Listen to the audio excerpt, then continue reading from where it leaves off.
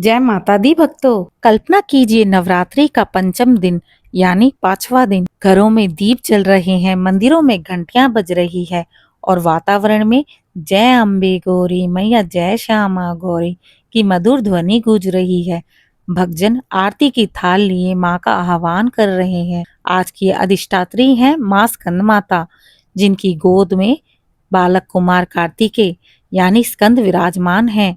माँ का यह स्वरूप मातृत्व, वात्सल्य और करुणा को सजीव करता है। जिस प्रकार कोई माँ अपने शिशु की रक्षा के लिए हर कठिनाई सहती है, उसी प्रकार माँ स्कंद माता भी अपने भक्तों को हर संकट से उबार लेती हैं। शास्त्रों में वर्णित है, माँ स्कंद माता चार भुजाओं वाली हैं। दो हाथों में वे कमल पुष्प धारण करती हैं, एक हाथ से वे अपने भक्तों को आशीर्वाद प्रदान करती हैं। शेष हाथ में वे अपने पुत्र स्कंद को गोद में लिए रहती हैं। वह सिंह पर आरूढ़ होकर कमल आसन पर विराजमान हैं। उनके मुखमंडल पर तेज और वात्सल्य का अद्भुत संगम झलकता है। इसी कारण उन्हें पद्मासना देवी और स्कंद की माता कहते हैं। भक्तों, आज आप सभी सुन रहे हैं नवरात्रि के पांचवें दिन माँ स्कंद माता की कथा। हम सभी माँ स्कंद माता का स्मरण करते हुए आज की कथा का आरंभ करते हैं। या देवी सर्वभूतेषु मातृरूपेण संस्थिता नमस्तस्यै नमस्तस्यै नमस्तस्यै नमो नमः। ओम देवी स्कंद माताए नमः। प्राचीन काल में एक बलशाली दैत्य था, तारकासुर। उसने कठोर तप करके ब्रह्मा जी को प्रसन्न कर लिया और वरदान पाया कि मेरा वध केवल शिव पुत्र द्वारा ही हो सके।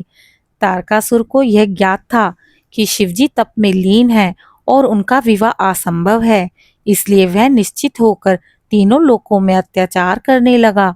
देवताओं, ऋषियों और मानवों पर उसने असहनीय अत्याचार किए।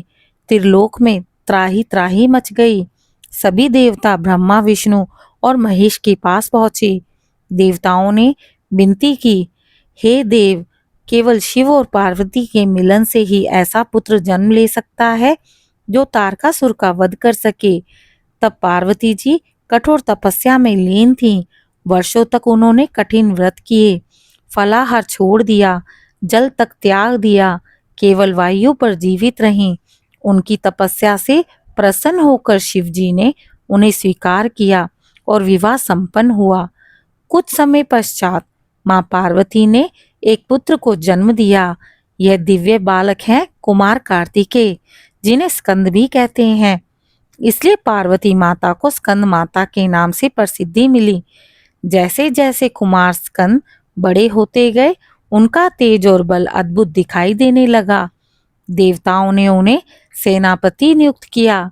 जब तारकासुर ने पुनः आक्रमण किया, तब कुमार स्कंद ने देवसेना का नेतृत्व किया। युद्ध में वे सिंह पर सवार होकर कंधे पर भाला लिए असुरों का संहार करने लगे। अंततः उन्होंने तारकासुर का वध कर दिया और तीनों लोकों में शांति स्थापित की। यह सब संभव हुआ माँ स्कंद माता की कृपा और उनके मातृबल के कारण। माँ स्कंद माता केवल कार्तिकेय की माता ही नहीं, बल्कि समस्त सृष्टि की माता हैं। वे हमें यही संदेश देती हैं कि मातृत्व सबसे बड़ी शक्ति है। अपने बच्चों और भक्तों की रक्षा करना ही माँ का परम धर्म है। जब भी भक्त संकट में पड़ते हैं, माँ उन्हें अपनी गोद में लेकर सुरक्षित कर लेती हैं। हिंदू शास्त्रों में भी कहा गया है, जो भी भक्त माँ स्कंद माता की पूजा करता है, उसे मोक्ष, धैर्य, समृद्धि और निर्भयता की प्राप्ति होती है। उनकी कृपा से भक्त का जीवन सुख शांति से भर जाता है। माता की पूजा करने से भक्त ज्ञान, भक्ति और वैराग्य प्राप्त करता है। उनके सभी पाप नष्ट होते हैं और जीवन में दिव्य प्रकाश फैल जाता है। ओम देवी स्कंद माताए नमः। आगे हम एक भक्त का प्रसंग सुनते हैं। एक समय की बात है, एक साधक पर्वतों में कठोर तप कर रहा था। असुरों ने उसे मारने का प्रयास किया। वह भयभीत होकर बोला, जय माँ स्कंद माता। तुरंत माँ उसके सम्मुख प्रकट हुई, गोद में स्कंद को लिए और सिंह पर सवार। उनके तेज से असुर जलकर भस्म हो चुके थे।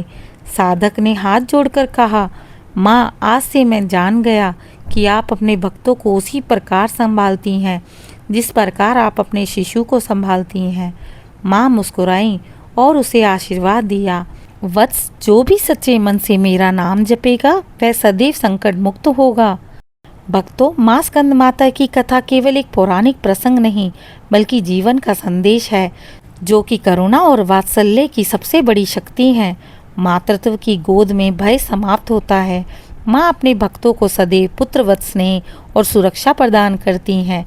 इसलिए नवरात्रे के 5वें दिन भक्तजन माँ स्कंद माता की आराधना कर यह प्रार्थना करते हैं, माँ हमें आपके पुत्रवत शरण दो।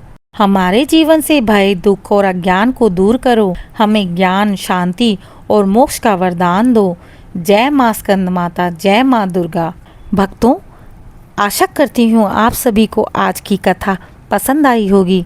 इसी प्रकार की धार्मिक कथाओं और नवरात्रि की कथा श्रृंखला में मेरे साथ जुड़े रहें और इस चैनल दिशा स्पिरिचुअल को लाइक, शेयर, सब्सक्राइब करें और कमेंट में जय माता दी, जय माँ स्कंद माता अवश्य लिखें।